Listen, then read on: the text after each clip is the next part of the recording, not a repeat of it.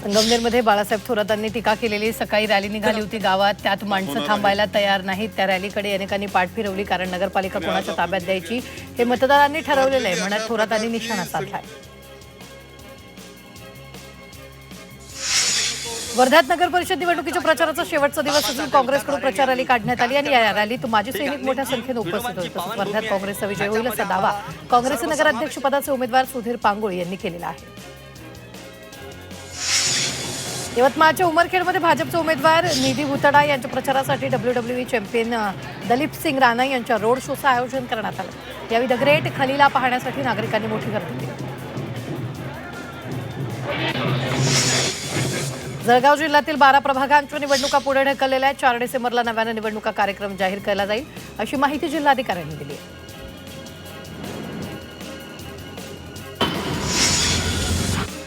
जालन्यातील भोकरदनमध्ये 2 वार्डातील निवडणूक लांबणीवर पडली आहे. 20 डिसेंबरला मतदान होणार असल्याची माहिती निवडणूक आयोगानं दिली आहे. त्यामुळे आता उमेदवारांना धक्का बसला.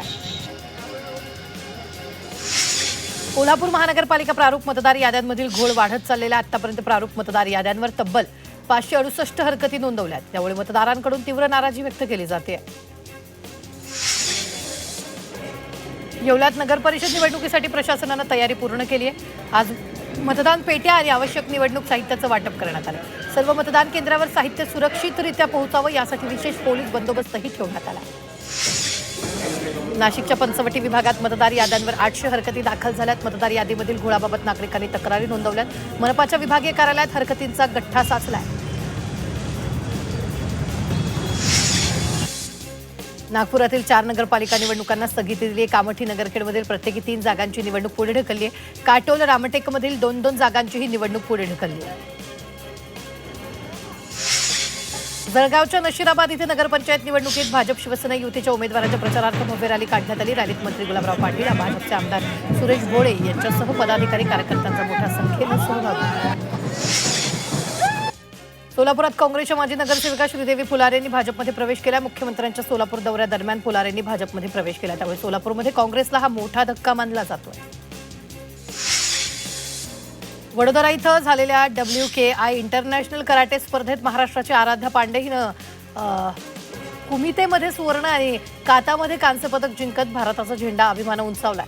तर मुख्यमंत्री देवेंद्र फडणवीस यांनी आराध्य पांडेचं कौतुक केले. तिचे अतिशय मनापासून अभिनंदन. महाराष्ट्राची लेक म्हणून आम्हाला तिचा अभिमान आहे. तिच्या भविष्यातील वाटचालीसाठी खूप खूप शुभेच्छा असं फडणवीस यांनी म्हटलं.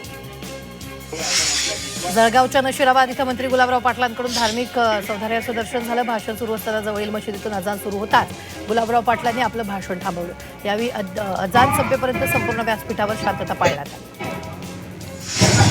भंडाऱ्यात उमेदवारांनी ध्वनी प्रदूषण झाल्यामुळे जनतेची माफी मागितली आहे. तर तुमसर नगर परिषदेतील राष्ट्रवादीचे उमेदवार अभिषेक कारेमोरे यांनी प्रचारादरम्यान नागरिकांची माफी मागितली. यवतमाळच्या वणी नगर परिषद निवडणुकीत भाजपमधून शिवसेनेत प्रवेश केलेल्या पदाधिकाऱ्यांवर टीका करण्यात आली. जे पक्षाचे होऊ शकले नाही ते जनतेचे काय होणार अशा शब्दात माजी आमदार संजीव रेड्डी बोधकुरवार यांनी टीका केली. तसंच भाजपातून गेलेला एकही माजी नगरसेवक विजयी होणार नाही असा दावा त्यांनी केला. मुख्यमंत्री अजित पवार यांचं पुण्याच्या राजगुरुनगर सभास्थळी जंगी स्वागत करण्यात आलं. या व्यासपीठावर एका चिमुकल्यानं अजित पवारांना गुलाबाचं फूल देऊन त्यांचं स्वागत केलं. येवल्यात राष्ट्रवादी काँग्रेस, अजित पवार पक्ष आणि भाजपनं महारॅली काढली. यावेळी मंत्री छगन भुजबळ यांनी व्हिडिओ कॉल करून रॅलीत आपला सहभाग नोंदवला. मतदारांशी संवाद साधून कार्यकर्त्यांचा उत्साह देखील वाढवला. नागपूरमध्ये आजपासून विधिमंडळ सचिवालयाचं कामकाज सुरू झालंय. 8 डिसेंबरपासून हिवाळी अधिवेशन सुरू होणार आहे. त्या पार्श्वभूमीवर विधिमंडळाचे अधिकारी नागपूरमध्ये दाखल झाले. दिव्यांग कल्याण पुणे महापालिका आघाडीवर 1 एप्रिल ते 18 नोव्हेंबर 2025 दरम्यान 3,500 अधिक दिव्यांगांना 14 कोटी 26 लाखांचं अर्थसहाय्य पुणे मनपानं वितरित केलेले. स्वयंरोजगार, शिक्षण, व्यावसायिक प्रशिक्षण, कृत्रिम अवयव, दैनंदिन गरजा अशा विविध योजनांचा यात समावेश आहे. पुण्याच्या इंदापूर तालुक्यातील छत्रपती सहकारी साखर कारखान्याकडून चालू गळीत हंगामात उसाला प्रतिटनाला 3,101 रुपये पहिला हप्ता जाहीर करण्यात आला. संचालक मंडळाच्या बैठकीत हा निर्णय घेण्यात आला. याशिवाय जानेवारीत ज्या खोडवा उसाची तोड होणार आहे त्याला 100 रुपयाचं प्रतिटन अनुदान जास्त दिलं जाणार आहे. तंबाखू आणि पान मसाल्यावरील कर कायम राहणारे हा कर सुरू राहावा यासाठी 2 विधेयकं लोकसभेत मांडली जाणार आहेत. तर तंबाखू आणि पान मसाल्यावरच्या GST भरपाई उपकराच्या जागी नवा कर उपकर लागू करण्याची तरतूद आहे. धुक्यामुळे पुण्यात चौथ्या दिवशी 40पेक्षा जास्त उड्डाणांना उशीर झाला. उत्तरेतील दाट धुकं आणि एअरलाईन्सकडून विमानाची देखभाल दुरुस्तीचा विमानसेवेवर परिणाम झाला. विमानाला उशीर होत असल्यानं प्रवाशांना मनस्ताप सहन करावा लागला.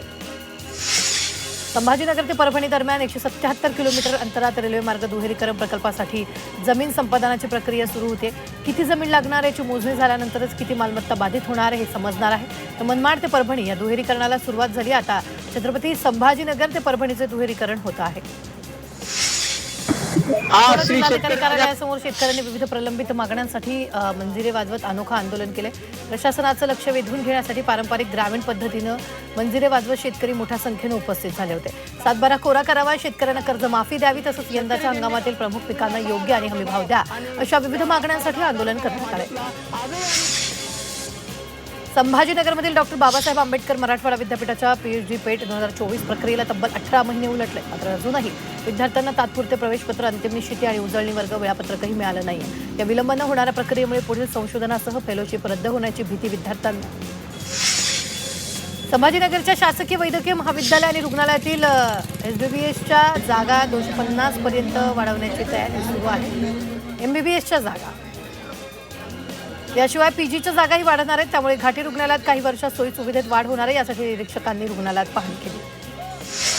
राज्यामधील शाळेतील विद्यार्थ्यांच्या उपस्थितीची विशेष पडताळणी एकाच वेळी होणार आहे. 15 डिसेंबरपर्यंत शाळेची विद्यार्थ्यांच्या उपस्थितीची पडताळणी होणार आहे. तसंच अनियमितता किंवा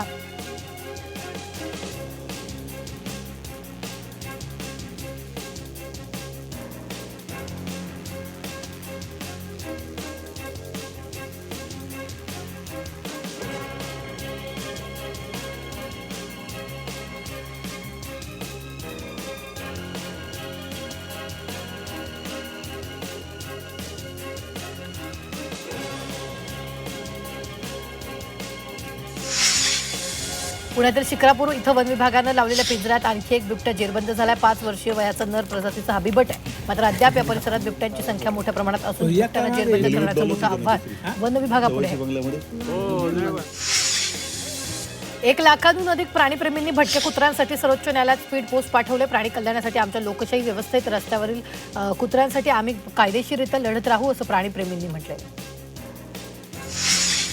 राष्ट्रीय क्राईम रेकॉर्ड ब्युरोच्या अहवालानुसार महाराष्ट्रात 2023 मध्ये 2 महिलांनी आत्महत्या केलेली. पोलिसांच्या आकडेवारीनुसार 2021 ते ऑक्टोबर 2025 पर्यंत महिलांवरील अत्याचाराशी संबंधित 29,000 गुन्हे मुंबईत नोंद झाले.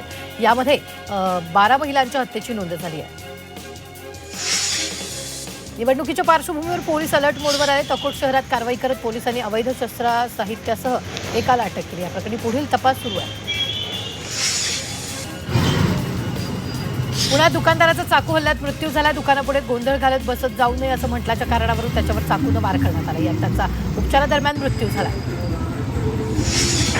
रायगडच्या महाडमध्ये 1.5 कोटींची दारू जप्त करण्यात आली. गोवा बनावटीच्या दारूचे 1300 बॉक्स पोलिसांनी हस्तगत केले. निवडणुकीच्या तोंडावर महत्वाची कारवाई करण्यात आली.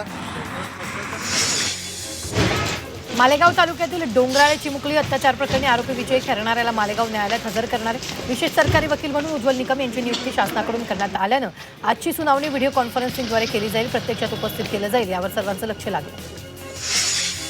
संभाजीनगरात जिल्हाधिकारी, विभागीय आयुक्त आणि उपजिल्हाधिकारी यांच्या नावानं बनावट शिक्के आणि खोट्या स्वाक्षऱ्या वापरून जमिनीचा व्यवहार झाल्याचं समोर आलंय. 54 एकर 30 गुंठे जमिनीच्या व्यवहारासाठी बनावट शासकीय आदेश तयार करण्यात आले. बीडच्या नायब तहसीलदारांकडून एक संशयास्पद आदेश व्हॉट्सअपवर तपासणीसाठी आल्यानंतर ही फसवणूक समोर आली.